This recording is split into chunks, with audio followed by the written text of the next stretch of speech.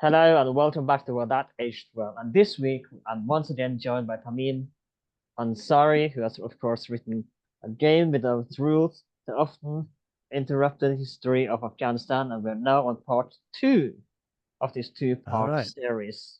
And we left off in 1918, of course, when the First World War ended. And we ended the episode with an assassination. So let's begin with Afghanistan under the interwar years and leading up to the Second World War.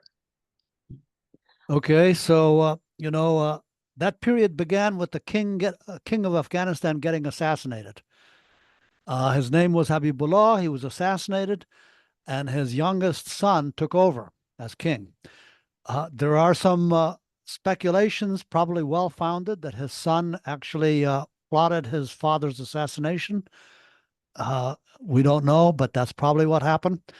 And that son, Amonullah, then arrested his uncle, put him in jail because he was another claimant to the throne. And he took the uh, uh, the late king's second in command, his treasurer, and he had him hung in the palace grounds. Uh, uh, that was a very dramatic event. And then he took over as king, and for 10 years, he was a very intense modernizer of Afghanistan. He tried really hard to to uh, wrench this feudal peasant country into a modern, industrialized, Western style nation. He wrote a new constitution. He abolished the veil for women. He tried to dismantle the clerical establishment. And in 1929, excuse me, I think it was 29, it might have been 30. It was right around when the Wall Street crash was happening in America.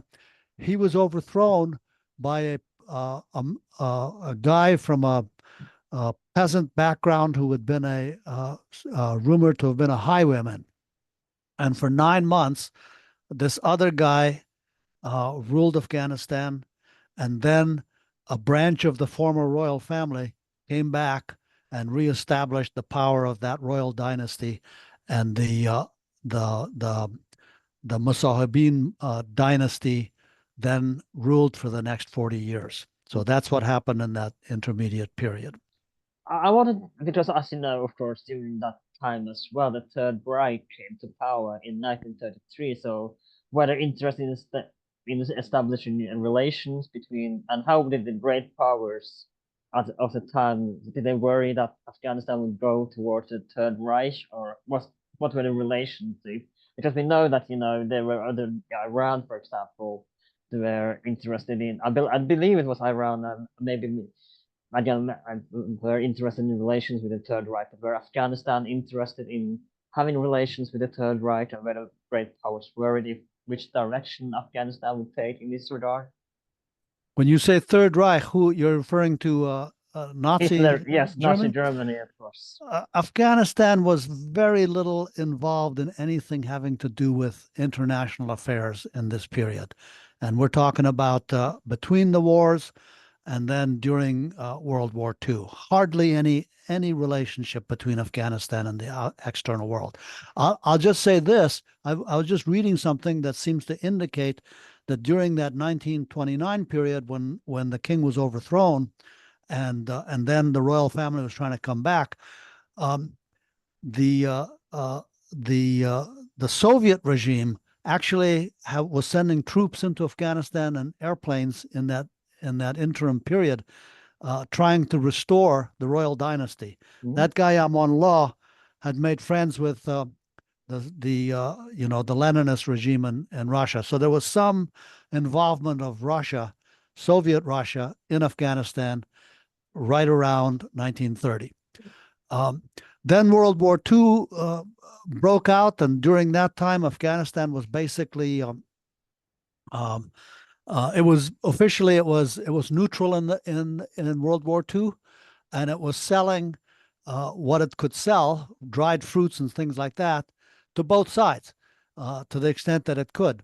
So when World War II ended, Afghanistan came out of that with a balance of payments surplus. It had some money in its pocket, and it went out shopping then, and it started to try to you know, get foreign aid, and at this point get it from both sides, both from you know, the U.S. side and from the Russian side, in order to build up the country.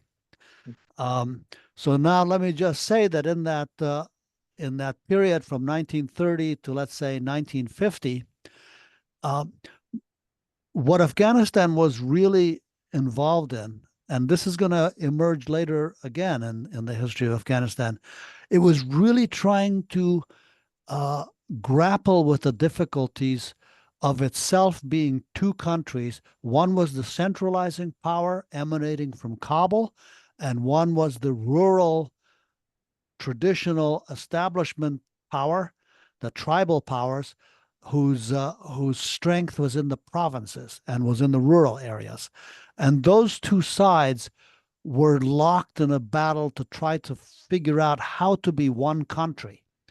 Um, and coming out of World War II, uh, some of the students who had been sent to America during the 30s and 40s to study, one of whom was my father, had come back to Afghanistan.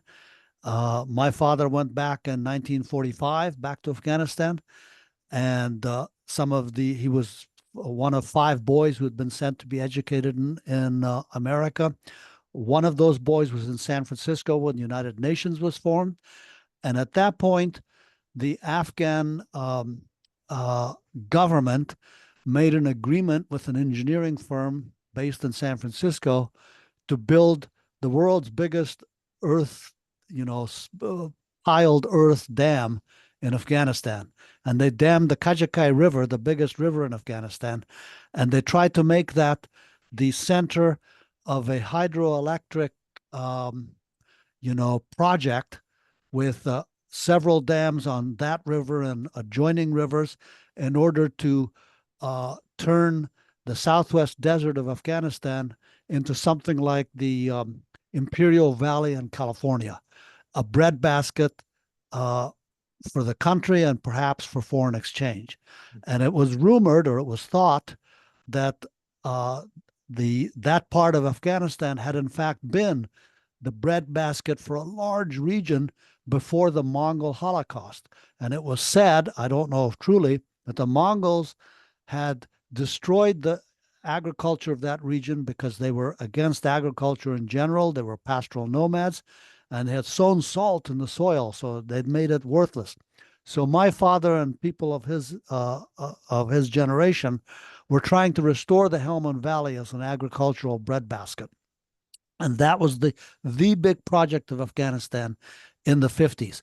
But that project was what America was doing in Afghanistan.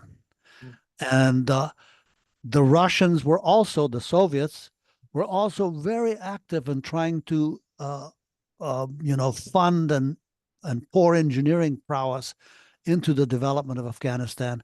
And they were doing it by trying to build a highway system that went to the north, that went over the spur of mountains, the Hindu Kush mountains, that made the country sort of difficult to govern as a centralized nation.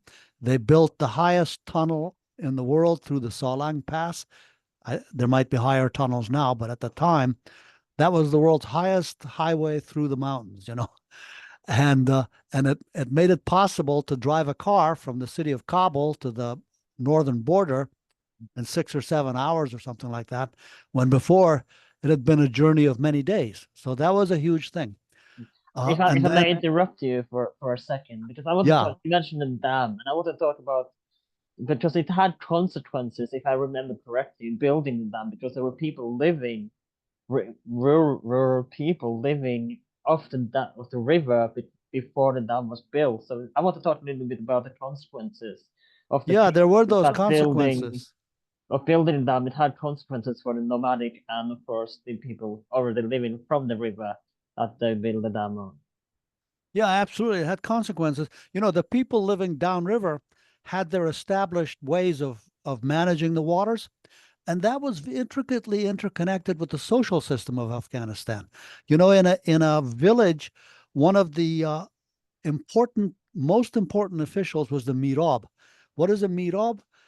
A meet is a sort of a negotiator or a facilitator or a committee head kind of a guy.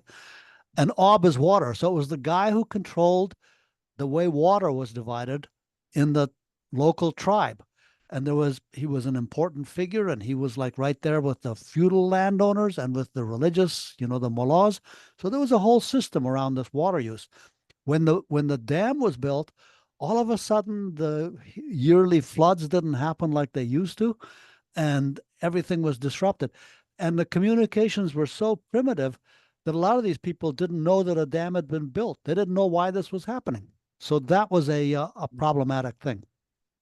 It may have been that eventually they were planning to try to move out all these pastoral nomads. In fact, the government of that time built some whole little towns along the Helmand River in the Helmand Valley area, in which they tried to get the nomads to settle, because nomads who would start in the Turkoman plains in the north of Afghanistan, they go right across the border into Pakistan and then back. They didn't care about borders. This was absolutely unacceptable to a central power. They needed to have, a border, and everybody inside were Afghans, and everybody on the other side were going to be the other country. This southern border was problematic because it had been negotiated between an Afghan king and the British, foreign agent in India, a man named Durand, and they had put that border in a place that was convenient to both those sides, but it ran right through tribal areas. It made it the case that there was people who were cousins. Some of them were on this side of the border and they were drafted into the Pakistan army. Some of them were on that side of the border. They were drafted into the Afghan armies. If Pakistan and Afghanistan went to war, these cousins would be pitted against each other. So you can see how that's problematic. Mm. So that's what was happening in the 50s. But it was a period of immense development and industrializing type activity in Afghanistan. Let's talk a little bit more about how Afghanistan kind of thrived. I mean, spoke a little bit about this 3, 4 years ago now, I think. I made an episode about the modernization of Afghanistan, and we talked a little bit about how Afghanistan tried to play a little bit with both Russia and the Soviet and the United States. So let's talk a little bit about how Afghanistan kind of tried to use both these powers for its own gain. And of course, it worked quite well until the late 60s, as we shall see. So let's talk a little bit about how both Afghanistan was able to play off a little bit of both powers. Oh, yeah. The famous quote is the Prime Minister of Afghanistan, Dawood, saying, I'll smoke American cigarettes and light them with Russian matches. So, that was a thing he had said. Um, but yeah, uh, this was the Cold War period when the policy of the West was containment, and the West was trying to form a chain of alliances that would surround the Soviet Union. So CENTO was I forget what that CENTO stands for, but it was the uh, the the alliance system in this area to correspond to the European Union that was to contain Soviet Russia on the European side. A key nation in CENTO was Pakistan. So Pakistan was completely in the American camp, but Afghanistan was very stubbornly neutral. It got everything it had out of its neutrality. It was able to say, hey, I'm feeling kind of Western these days. And then Russia would pour in some money. And then they'd say, oh, I'm feeling kind of Russian these days. And then America would pour in money. So it was playing neutrality for all it was worth. And both sides were in Afghanistan. There was, when you went to Kabul, there were the Russians there, and there were the all these different Western countries there. And towards the end of the 50s and into the 60s, oh, Afghanistan was just bursting with traffic from both sides, not actually traffic from the Russian side because they couldn't travel, but there were Russian diplomats were in there, and and then as the 60s went along, there started to be a tremendous flow of young people traffic through Afghanistan. There was the hippie caravan routes from Europe to India, and Afghanistan was on that route, and Afghanistan became a really sort of uh, plum destination for these kinds of travelers, which had very disruptive effects in terms of social interaction in Afghanistan, because these Western hippies, one of whom could have, I wasn't there, but I was one of those Western hippies. I could have been there. Um, uh, these Western hippies, I wouldn't have been one of them in this way, but these Western hippies didn't have any idea of how the conservative social mores of Afghanistan didn't fit in with their idea of Afghanistan as a place where you could do anything. so, so this was a period of turmoil in Afghanistan. Hmm. This was also the period, however, when the royal family was in the process of trying to figure out how to turn the country into a constitutional monarchy and how to sort of try to democratize. And all of that sort of came to a dramatic climactic moment in 1963, which is probably something you'd like to hear about. Yeah, let's talk about the sixth of justice of before we recorded last time, and when how the sixties really were a golden age for Afghanistan. So it was really it sounds like a booming age for and more freedom than you maybe ever seen in Afghanistan, or maybe we'll ever see again. And I will talk about this at the end of the episode, of course. But let's talk a little bit about this roaring sixties, because, like I said, it was a golden, more or less a golden age, both for local Afghans as well, as we will talk about in this sense.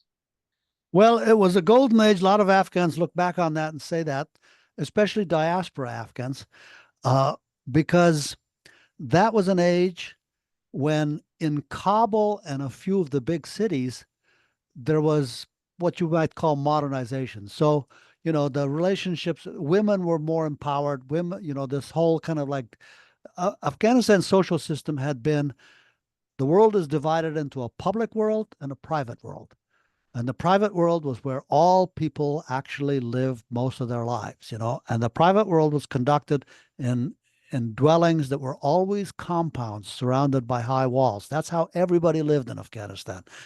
I lived that way in Afghanistan when I was in Kabul and in the village that we come from.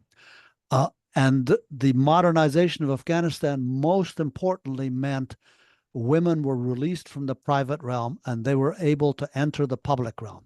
Now, it's important to understand that the social system, the old social system of Afghanistan, the private world that happened in the compound walls, within the compound walls, was a tribal world. And there was a lot of politics in the tribal world. And in that private tribal world, a hugely important part of which was marriage alliances, interconnection that way. Women were very important in that world. So when women began to emerge into the public world in Afghanistan, they didn't come as people who knew nothing about public relationships. Those women that came out into public Afghanistan were very politically adept. They were powerful women. There was a lot of that in Afghanistan. But the relationships between the central power in Kabul and those provincial tribal territories, they couldn't handle this kind of a change in the social system. So uh, the the changes that occurred in Afghanistan, we're probably talking about the upper urban 10 or 20%. That's who we're talking about. Uh, there was something else going on in the 80% below that. And in most of Afghanistan, you could drive on a road from Kabul to Kandahar. And if you stopped anywhere and went 10 miles in either direction, you'd come to a village where people had no cars, not even bicycles, no electricity, and they didn't know what was going on in Kabul. So that was how it was in the 60s, right to the end in Afghanistan. But and there was um, immense modernization happening in the cities. There was cafes, there was music. Afghans were beginning to make movies. They were publishing uh, countless newspapers and magazines. It was free in that way, and there were like probably 50 political parties in Kabul. you know, and so it was sure it was a lot of ferment, a lot of excitement. It was like any of the periods of cultural explosiveness that you might have seen, say, in Paris in the 20s or in Athens in the time of Socrates or something. But it was only happening in the cities. Something very different was happening in the provinces. Let's talk a little bit about the provinces under this time as well, because I think we have to understand the provinces as well as in the cities. Well, uh, it's a curious thing. I've been thinking about this a lot lately. We lived part of my life and part of my time in Afghanistan, we lived in the city of Lashkargah. Lashkargah was a totally Western town built overnight on the banks of the Helmand River. And in that city, well, it was a town, it was like at the most 12 square blocks surrounded by another 10 blocks of just, clerks living there and stuff. 5 miles downriver, there was a village that was just completely traditional. Women were never seen in public in that village. Everybody lived in compound walls, blah, blah, blah. But in Lashkargah, nobody had walls around their house. Everybody lived in public. And there was a swimming pool in Lashkargah. We kids used to go there, the kids of the Afghan officials. We swam, we put on bathing suits, swam in the river. So it was a completely Western looking town. And there was a completely traditional village someplace downriver.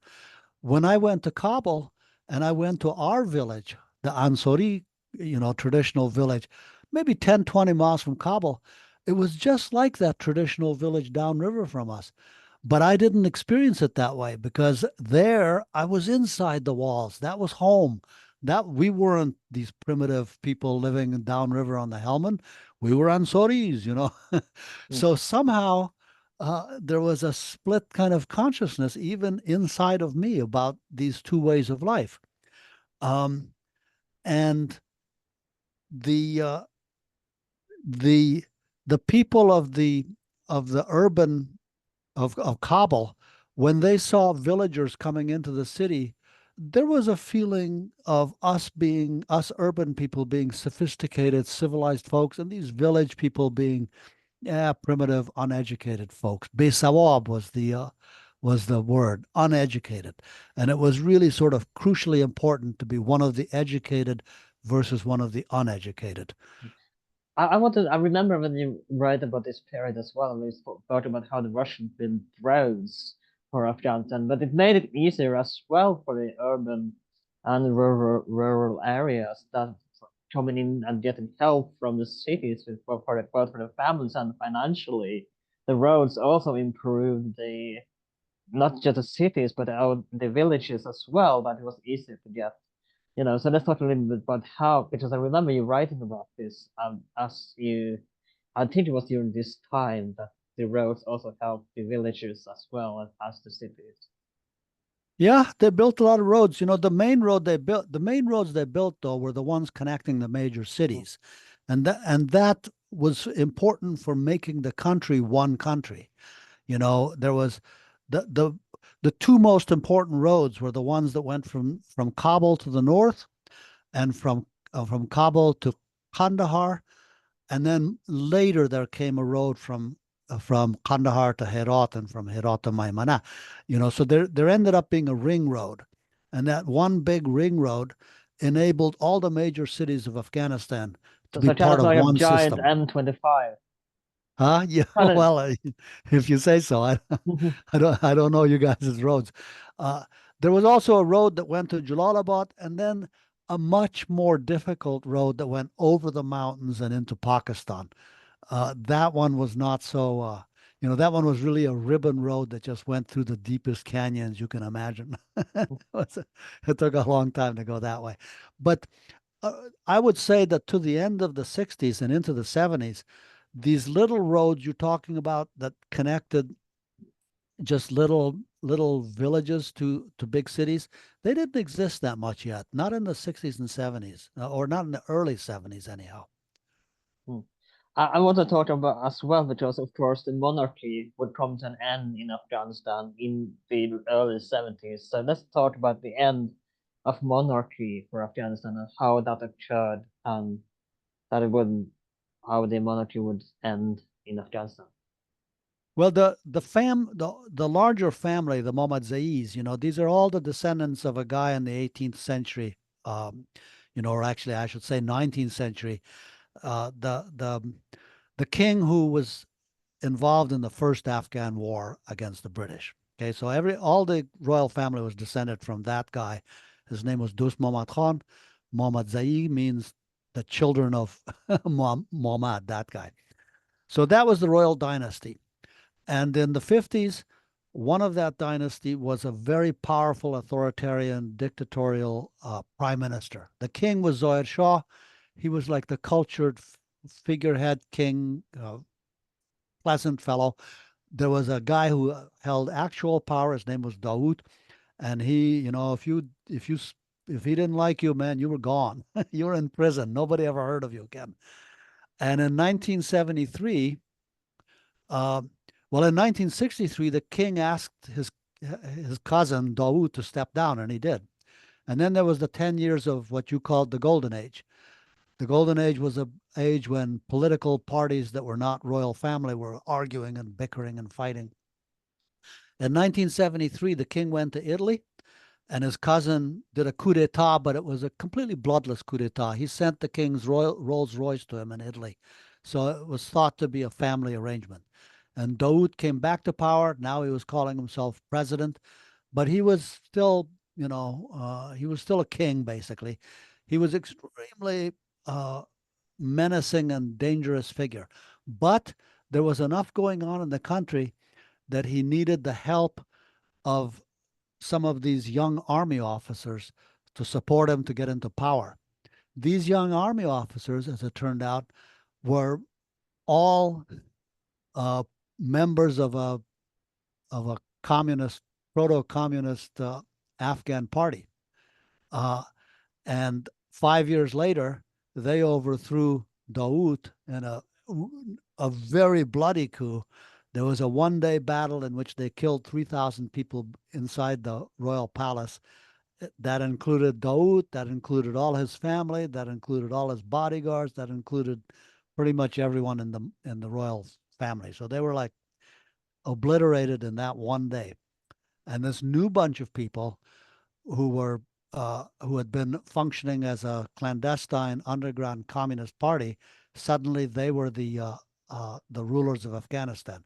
This was 1978, and then for a couple of years, there was uh, these new communists were in power, and they were fighting each other, and they were, you know, unable to really control the country. So in 1980, the Soviet Union sent 100,000 troops south into Afghanistan.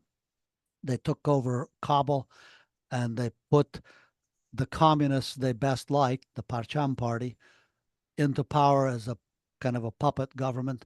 And then this new era began. Hmm. Let's talk about the Soviet occupation and Soviet and the creation of the Mujahideen as well as that would be, and of course this would be and what I would say the decline of Afghanistan. That's still still kind of we feel the effects for to this day. So let's talk about the creation and American support for Mujahideen and of course the Soviet occupation and the Soviet-Afghan war that would last until pretty much the fall of the Soviet Union. Well, so in 1980, the Soviets took over Afghanistan directly. And what happened then, it had started to happen already. You know, it started to happen because there was an incipient civil war within Afghanistan throughout this period. And that was a war between, first of all, the modern Islamists in Kabul, and there we're not talking about these tribal religious people. There we're talking about people who are affiliated with the kind of like the revolutionary international Islamist uh, anti-imperialist movement. That's a different thing. And so there were these people in Kabul, and they were one of the groups. There was some of the groups that were activists and protesting in the streets of Kabul during the 60s and 70s. And when the Soviets came in, those people went out into the provinces and started organizing rebellion as guerrillas. One of them was Ahmad Shah Massoud. He was a Tajik. He was from the Panjshir Valley, and he went there and he founded a political movement. And the official head of that movement was a professor in Kabul University. So you see, that's not peasant rebellion. That's really kind of like one aspect of modern Afghanistan trying to fight for its ideological position. And there were several others of this. So there were these groups that started organizing and fighting, and they went to everybody in Afghanistan who was in the city had some village someplace that their roots went back to. So these people went back to the villages that their roots went back to, and they started fighting. But in a short time, there were at least uh, 80 different groups that called themselves, Mujahideen. And they all had some kind of office someplace in Pakistan, and they were all trying to get some of the money and armaments that the West, the U.S. in particular, was wanting to provide to rebels against the Soviets, so that they would go into Afghanistan and fight and weaken Soviet power, because that was part of the bigger game going on, U.S. versus Soviet and its allies. I Um, want to talk a little bit about how they managed to because that's interesting to me as well, how the US founded discreetly, of course, the Mujahideen in and how they were able to fight back against the Soviets. So let's talk a little bit about how they were, able to fund them. uh, you're asking about how the U.S. got involved in the How they anti-Soviet. how they gave weapon supplies to the Mujahideen via Yeah, Pakistan. well, they gave it through Pakistan because the U.S. basically kind of owned Pakistan. Pakistan was their platform in this region, and uh, it ended up that a group in Pakistan that was the core of the transfer of money and weapons from the U.S. to Afghanistan was this entity called the Inter-Services in ISI. I forget what the I stands for, but Inter-Services Intelligence. Yeah, yeah, Inter-Services Intelligence. That was Pakistan's version of CIA, let's say. And it wasn't the army, it wasn't the navy, it wasn't the air force. It was the group that had branches in all of those military things. And ISI became like a power in itself in Pakistan. It dealt with the Americans. They gave money and weapons to ISI. ISI decided who got it in Pakistan and in Afghanistan. So the groups that were chiefly funded by ISI were the groups that were ethnically affiliated to the tribes that had a presence in Pakistan. Those were basically the Pashtuns living on both sides of the Afghan-Pakistan border. The ones that got less aid were the groups that were of other ethnicities within Afghanistan. The groups that were in central Afghanistan were Hazaras, and that was an ethnic group in Afghanistan. They were Shias, so they got money and weapons from Iran. That's where they got aid. Uh, the Panjshir, the Ahmad Shah Massoud, and them, they were hard put to get weapons, but they were somehow the most effective fighters against the Soviets. Then there was a guy named Hikmat Yor. He was like the most powerful of the groups that got money from America. And the Americans sort of didn't know who was who in Afghanistan. They Mm, just said to ISI, you know who's who, give this money to whoever you think really needs it. mm. So ISI became a big player in the Afghan war, and that's how it went for the next 10 years. Let's say 1980 to almost 1990. Mm. So let's talk a little bit about the 89 and the collapse of Soviet Union and last troops finally leaving Afghanistan. We were talking a little bit second about the consequences of this. Of course, that of how Afghanistan would still be in turmoil after the Soviet left. Well, the Soviets left late 80s, right into 90s, sometime in there, and they left their puppet government in power. So that guy was still there was still a communist government in Afghanistan, and it held on uh, under the last communist ruler was a guy named Najib. Najib the Ox was his was his was his nickname, and uh,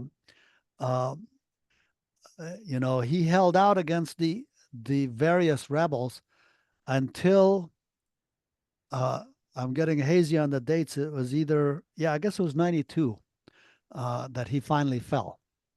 And the night before he fell, there were at least 8, maybe 11 different armies in the hills around Afghanistan, poised and ready to enter the city the next day. And on that fateful night, there was a phone call between uh, Ahmad Shah Massoud on one side and Gulbuddin Hekmatyar on the other side, in which Massoud said, tomorrow we're going into the city. Let's make a deal now that we won't fight each other. And Hekmatyar said, and this is a recorded phone call that I've heard uh, uh, that little bit of it myself. Hekmatyar said, when we get into the city, you do what you do, and I will do what I do. And then the next day they went into the city, and man, all hell broke loose. All these different guerrilla armies started fighting one another.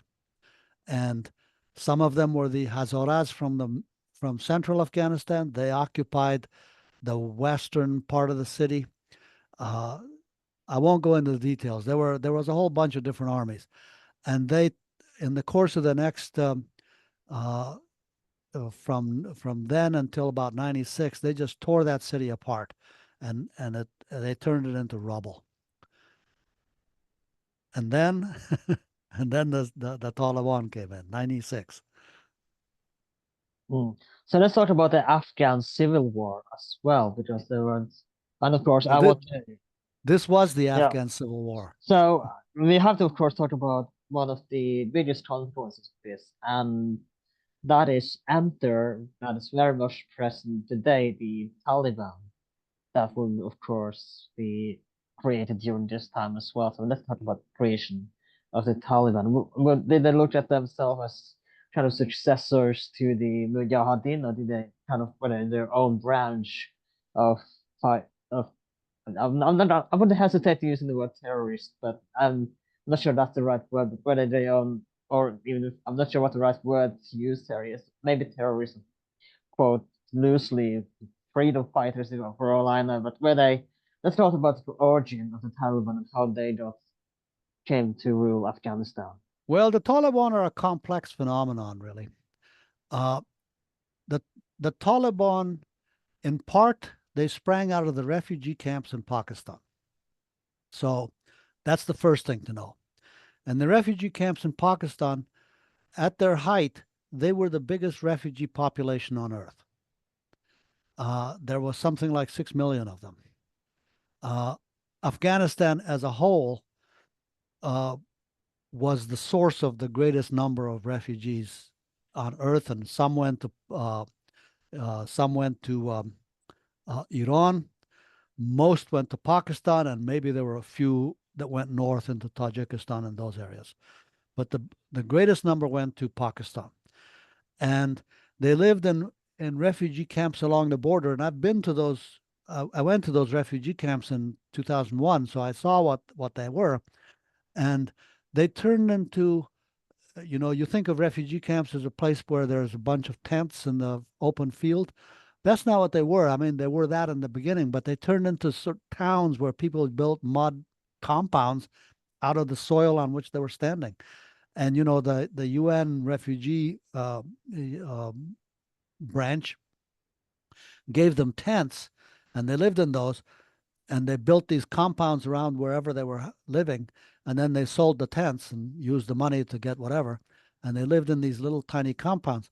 And so a refugee camp in Pakistan was this labyrinth of little alleys going between these little compounds, and in those 2001, I guess it was, everybody I talked to, if I said, "Do you have any brothers and sisters?" The answer was yes, I have 8 brothers and 6 sisters, or whatever. These were all like huge families, and they were all, everybody in those refugee camps were the women and old folks from people who were still fighting in Afghanistan.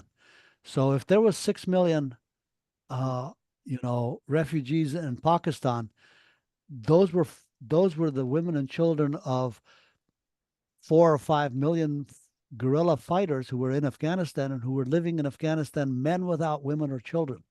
So that's a culture that develops when there's that kind of landscape. And then these camps full of children in Pakistan, they were given food, shelter, and quote unquote education in Pakistan by the religious, conservative religious parties in Pakistan who were affiliated with international Islamist revolutionary forces. So they were getting the most sort of extreme education in Islam that there was to be given on earth, these kids who couldn't leave the camps, So that was the base from which the Taliban sprang. And then there were people in ISI and in the Pakistan military establishment that saw an opportunity to turn the Taliban into a military force through whom they thought they might be able to directly, finally take over Afghanistan.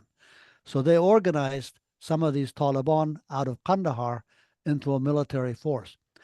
And there was some kind of Taliban, some kind of guerrilla establishment, anti-communist group in Kandahar that was the colonel of the Taliban. So there was some Afghan colonel. Meanwhile, the Mujahideen were the older group. This was the parent generation of these kids who now had power all over Afghanistan. They had power in Kabul, and they were setting up. Nobody could travel in Afghanistan. They'd run into these roadblocks on the roads, and then they'd have to pay to get across. So the Mujahideen were just basically, disgracing themselves as people who ruled the country. And the Taliban, organized by Pakistan, now started to get big weapons from Pakistan and Islamist revolutionary forces, and they went to war with the Mujahideen. And in '96, they got to Kabul, they ousted the Mujahideen, and they took over. And, they were a very uh, reactionary ideological force, uh, but they were also, you know, give the devil his due, give credit where credit is due. They imposed peace in Kabul. They ended a civil war that was raging in the cities. And from relatives of mine who lived in the city, I can say that people could not go to the village for weddings and funerals when the Mujahideen were in power. And when the Taliban came, they could go. But women had to wear chaudaris again. They were trying to take the country back to the country it was before all this started, and they were trying to put it back into the country that existed in 1940, let's say, in Afghanistan. Mm. So let's talk And about let's talk a little bit about, sorry for interrupting you there, but let's talk about Taliban in power and how the United States came in Afghanistan. Now I want to go a little bit back again because there is something I forgot to mention when you talked about the Soviet-Afghan War, and that is early on in the book, you interviewed people in Kazakhstan. You were in a talk in Kazakhstan, and you talked to a veteran of the Soviet war, and he said that that we were invited in to Afghanistan, and you were of course skeptical to this. So, and you draw parallel to the U.S. intervention in Afghanistan. That they probably felt that they were invited in as well. So let's talk about how this one Soviet veterans in Kazakhstan, and talk about the idea that he thought that they were invited in to Afghanistan. Well, there isn't much to say about that. I'm just the anecdote you're referring to. I was there, and people in the Kazakh audience who had been in the Soviet army, back in the day, and they said, well, there's a big difference between what the Soviets did and what the Americans are doing now, because the Soviets were there to help. The Americans are just there to take over. And, as an Afghan, I could say the Soviets were just there to help. Come on. Mm, Everybody thinks that, and nobody's right about that. They weren't there to help. mm, Um, but, they made a similar mistake. The Soviets and the Americans made a similar mistake because they were thinking, if we can just get the material goods flowing, everybody will love us. Uh, and the Soviets thought that. They thought, we'll build dams, we'll provide electricity, food will, the industries will grow, people will have jobs. And once they have all that, they'll see that this is a good idea. They will love us. And the Americans also thought that if they could get everything working, and they did, the Americans did. They built schools, they restored roads, they built, uh, you know, uh, they got movie theaters going, and all the things that a modern city had. When I went back to Afghanistan in 2012, 10 years after, the American project started, that city was, yeah, it had slummy areas and stuff, but it was basically like Istanbul, Paris, New York. It was an international city. Everything you'd find in one of those cities, you could find in Kabul. So uh, there was something else that these foreign invaders were not able to provide, and what they couldn't build in Afghanistan was someplace that felt like home to Afghans. And only Afghans can do that. Every place, only the people who are part of that society can turn it into a place that feels like home. And it's really hard to do when there's people from other cultures also in there trying to turn it into something they think you should have. So that was the complexity of that situation. I want to ask, and of course, one of the most famous stories, perhaps in the early decades to come out of modern Afghanistan, is of course the Kite Runner. So I want to ask, is it a good representation of its time of Afghanistan? The book, the novel, the Kite Runner. What are your thoughts on the book? I think Khalid grew up in Afghanistan uh, probably 15 years later than me. He's a little younger. So the Kabul in which he grew up, is that golden age Kabul that you mentioned earlier. He grew up there in the 60s. I grew up there in the 50s. Afghanistan had changed drastically by the time he came. What he portrayed was true of Afghanistan in in the regards that it's not the whole story of Afghanistan, but it's a true picture of something in Afghanistan, and it's the Afghanistan in which he grew up.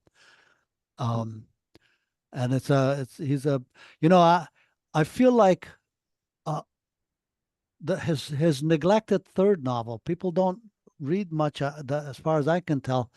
After Thousand Splendid Suns, there was something in the mountains.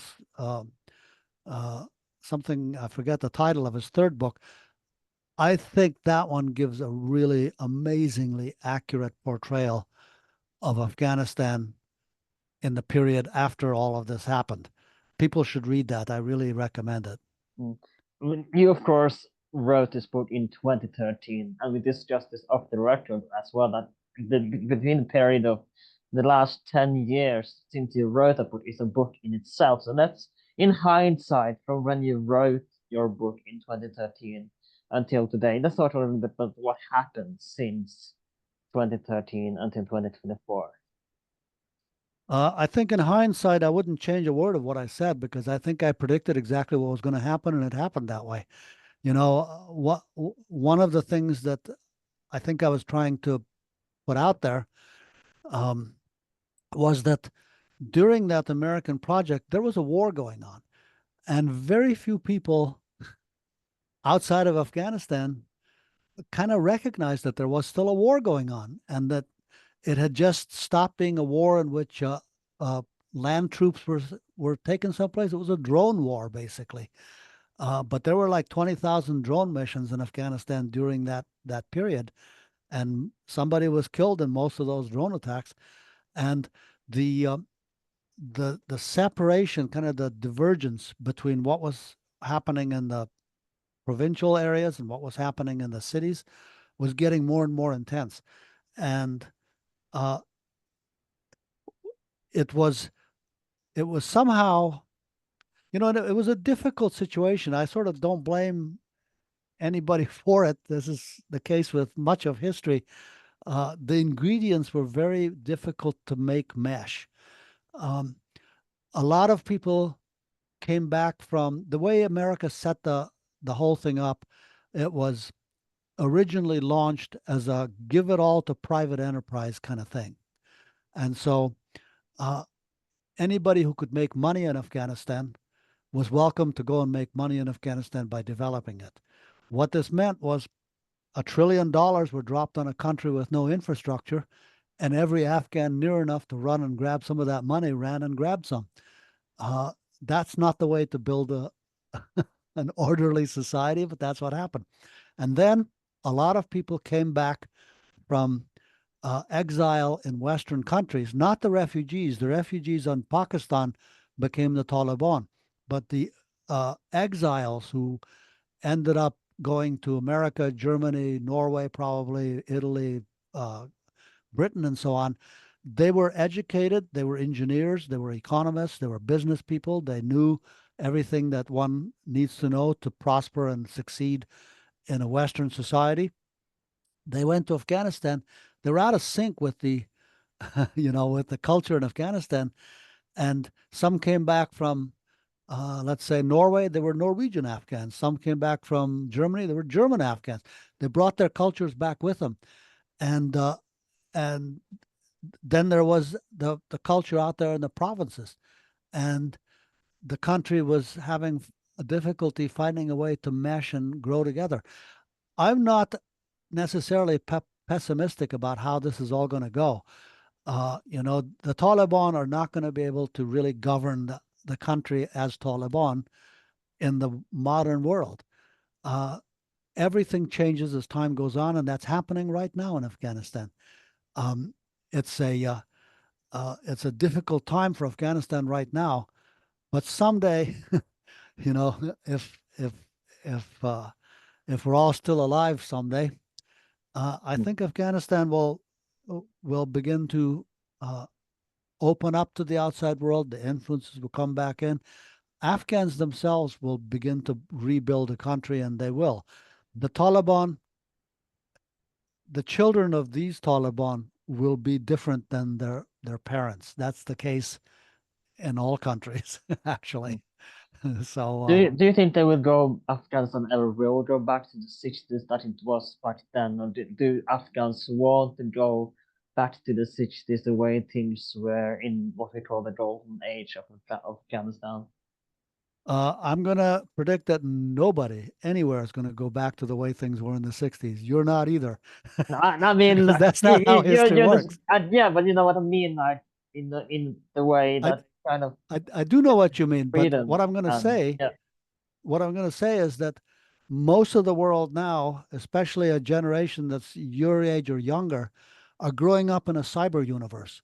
yeah. And I'm going to tell you that young kids growing up in Afghanistan are in that cyber universe in a way that I'm not. It's like they're more modern than me in terms of their access to the internet, their ability to get in there and move around in it, and uh, and so, you know, when I said in the 60s you could go 10 miles from any road and there's people that didn't know what was going on anywhere, that's not true anymore. There's there is cyber connection all over Afghanistan now. So the realities of the past when isolation happened because this was a mountainous area, that's not going to be true anymore. And what that's going to, how that's going to mix with the cultural uh, currents flowing through that country, it's really impossible to predict. But it's going to mix. I remember you talking about that guy selling CDs back in the day, and now you see people selling via music via internet. So it was fascinating to read how that's changed. The guy that's ended up selling CDs are now selling via phone. So I see what you mean. Yeah, yeah. And they were so, what you're talking about is guys who had car batteries uh, powered by personal solar panels, just little ones, which were powering laptops, which were, keeping cell phones lit, and they were they were downloading songs from Pakistan and uploading them into people's phones for a bit of money. They were stationed along roads exactly where in my childhood there were dentists pulling teeth. That's their way of making a living. And these guys had figured out how to make that same system work with all this electronic gadgetry. Mm. Of course, I think we're gonna round it up there. Thank you so much for coming on, and again, it's been a great pleasure to have you on the podcast. And I hope you enjoyed this two-part episode of a history of Afghanistan. You're of course always welcome back to the podcast if you wish to. And we only touched the tip of the iceberg. So before you go, do you have anything you want to promote? And where you should absolutely read this book, his Games Without Rules: The Often Interrupted History of Afghanistan, which I'm of course, holding up here. So where can people find your book if they are interested in learning more about Afghanistan? It's an immense, rich history, not just from the era that we spoke about, but even older history that is super fascinating that you should check out. So where can people find you if they have any further questions? And where can people find your book if they want to read more about history? Again, you absolutely should. And do you have anything else or links you want me to share in the description below? Um, yeah, buy that book. It's available from any bookstore that you can order books from. They can order that, and they can get it from online bookstores too, Amazon or whatever. Um, and I will say that uh, let's see, there was something else on my mind that I was going to say, but I forgot what it was. I guess I've gotten old now. As my mother say, if you forget it, it's probably not important. That's what my mother used to say too. Yeah, our It's mothers common must have saying, known I each guess. other. And this will be with that issue. If you remember, there are some time to remember what you said still, because we, of course, had to round up with our own promotions. We are available on social media on the Twitter/X, whatever it will be called Oh, in the near let me future. just, Yeah. I'll tell you the one last thing I remember. Send me a link and I will post it on my website, which is mirtamimansari.com. And, and I will make a reference to it in a new website that I'm going to start soon, which is called kajakaipress.com. Mm. Remember Kajakai, that dam I told you about? Yeah. I'm starting a website called kajakaipress.com. So soon that'll be up and Brilliant. I'm looking I'll link forward to to you. it. This has been You with that take H. care. YouTube. This has been with that H12. We are available on, like I said, on Twitter/X or whatever we call the next year or tomorrow on under with that H12. We are also on Instagram and well that H12. Please make sure to follow us for more updates and of course on Twitter more fun and not just sharing history but other stuff there as well. You can find us on Spotify, Apple Podcasts, YouTube, wherever you can find podcasts these days. If you are on Spotify, consider giving us 5 stars if you like this episode, or if you're on Apple Podcast, give us a review, and I will try to read it on this podcast. I love reading reviews of this podcast. It's a great joy to see that people enjoy what I'm doing here. So also check out some other episodes that if you like this episode, I'm sure you're gonna find something that you might enjoy. This has been What That Aged Well. My name's Alan, and I'll see you next time.